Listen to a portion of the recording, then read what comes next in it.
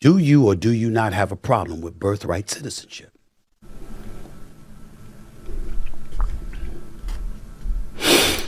I do.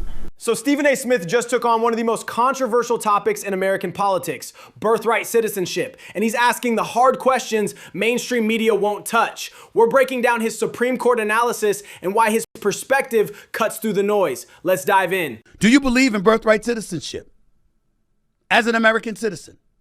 Do you believe that somebody that crosses our borders illegally to give birth on American soil, that their children, their newborn, should automatically be an American citizen? Okay. This is exactly why we need voices willing to ask uncomfortable questions. While other commentators dance around immigration issues, he's cutting straight to the constitutional core, forcing listeners to confront the actual policy mechanics rather than just emotional talking points. When the president walked in to the Supreme Court today, the first time in U.S. history that a sitting American president walked into the courts to attend oral arguments at the Supreme Court, staying for over an hour, according to the reports, to hear their thoughts, their questions, their inquiry, their opinions on birthright citizenship in the United States of America. How'd you feel about that? Trump's Supreme Court appearance was unprecedented strategic theater. No sitting president has ever done this. It signals he's treating this as his defining legacy issue. The optics alone put immense pressure on justices he personally appointed to deliver on conservative promises. I'm here to tell you, ladies and gentlemen, I don't blame him. He campaigned on this issue. He's been accused of not paying attention to stuff that's happening on our home soil. You want to do something politically expedient to your benefit?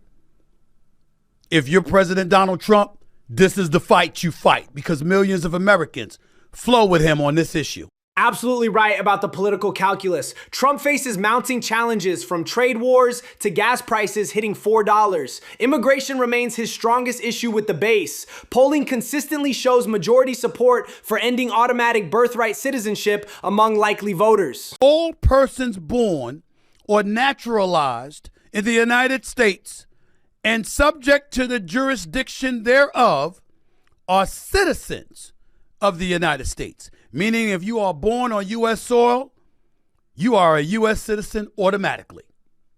Automatically. The 14th Amendment's language is clear, but its modern application is what's being challenged. That word automatically is crucial. No other major developed nation grants citizenship this unconditionally to children of illegal border crossers.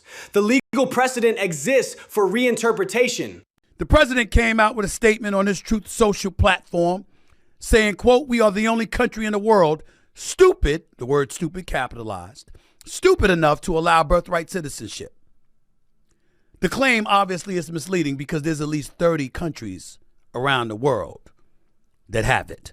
But the U.S. is one of the few that still grants it automatically to nearly anyone born on its soil. Perfect fact-checking while supporting the underlying argument. Yes, Canada and others have jus soli, but America's version is uniquely permissive. No residency requirements, no legal status requirements for parents. We're essentially incentivizing illegal border crossing for citizenship purposes. Clearly an intimidation tactic.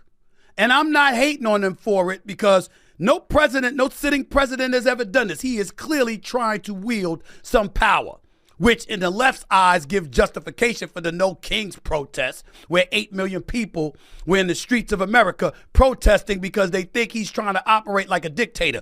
Exactly. This is bold leadership, not authoritarianism. Every president uses available constitutional tools to advance their agenda. The No Kings protesters fundamentally misunderstand that attending oral arguments is perfectly legal presidential prerogative, not judicial interference. You look Neil Gorsuch and Amy Coney Barrett and Brett Kavanaugh in the face because you're the one that appointed them. And you do look at them and be like, yo, what's up?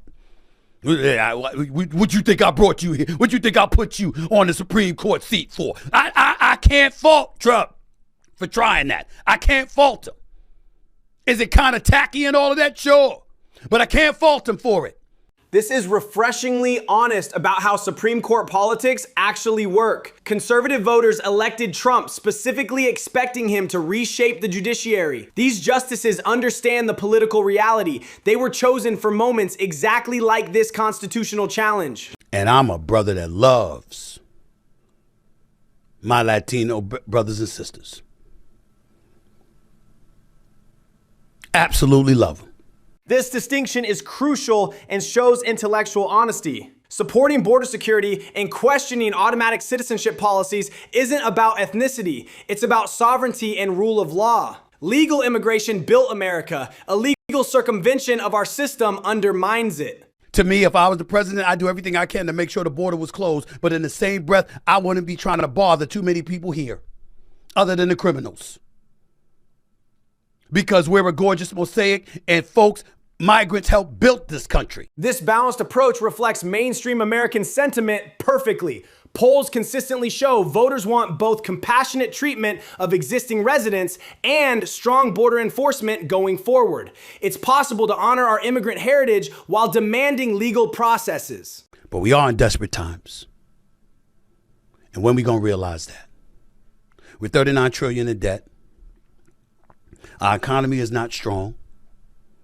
It's threatening to unravel before our very eyes. The fiscal reality is undeniable. $39 trillion in debt, inflation pressures, and we're spending billions annually on services for undocumented populations. Current immigration policy is economically unsustainable when we can't afford basic infrastructure maintenance for existing citizens. How do you resolve that? If you're just letting people walk in, especially people who intentionally cross the border illegally just to give birth to a kid on American soil to ensure that they're American citizens. And it's clear that that's the intent. What do you do then? Birth tourism is real and documented. Entire industries exist to help pregnant women cross borders specifically for citizenship purposes. This exploits legal loopholes and creates perverse incentives that undermine legitimate asylum seekers and legal immigrants waiting years for status. Remember, it was originally, the 14th Amendment originally came into play to ensure that enslaved people brought to this country forcibly would be American citizens. But the language was vague and everybody got to use it to their advantage. And what the president is saying now is it wasn't meant for everybody. The historical context matters enormously. The 14th Amendment was written in 1868 to ensure freed slaves couldn't be denied citizenship. Modern application to children of illegal border crossers was never the framers' intent. Courts have simply expanded it beyond original meaning. But it doesn't mean that a compelling argument can't be made for it to address us, especially if as a nation we are in a state of emergency, which some, meaning millions upon millions of people, would argue we are. That is a fact. Emergency powers doctrine has constitutional precedent. When Lincoln suspended habeas corpus or FDR interned Japanese Americans, courts later recognized extraordinary circumstances justify temporary constitutional interpretation. Current border crisis could trigger similar legal reasoning from this court. If you campaigned on this issue and you are diametrically opposed to people crossing the border illegally, because you believe that the inordinate amount of people that entered this country illegally, in excess of 12 million, according to reports during the Biden administration, who clearly had open borders, and you think that is divisive and extremely detrimental to the United States of America and our very well-being, then, ladies and gentlemen, I got to say to you, you do what Trump did. The numbers are staggering and undeniable. Border encounters exceeded 2 million annually under the previous administration. Trump's electoral mandate was crystal clear. Voters chose the candidate promising to end birthright citizenship. Democratic legitimacy supports this constitutional challenge. Having said all of that, I still come back to what I said to you, what I'm asking you as American citizens in the United States of America.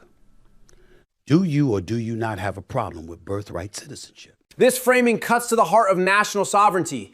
Every country has the right to determine citizenship requirements. American exceptionalism shouldn't mean exceptional naivety about border security. The question forces us to think seriously about what citizenship actually means.